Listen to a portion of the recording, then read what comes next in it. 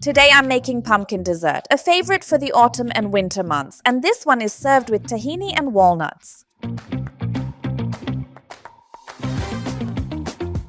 I cut the pumpkin into equal pieces before putting it in the pot.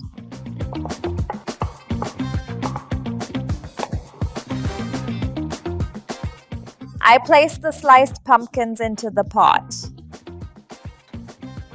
I add granulated sugar over the pumpkin and leave it to rest for about 2 hours. This allows the pumpkin to release its juices so we can cook it nicely without adding any water.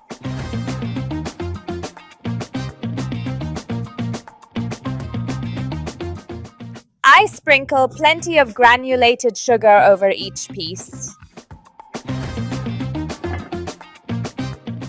After resting with the sugar, the pumpkin has released plenty of juice. Now I cook it over a medium heat until the pumpkin is soft.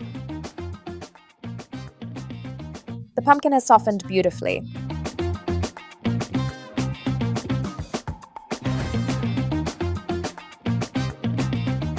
I also drizzle some of the syrup over the top.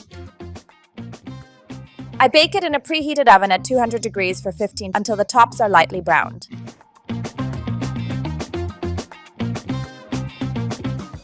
The pumpkin has browned beautifully in the oven. Once it has cooled to room temperature, I will serve it with tahini and walnuts.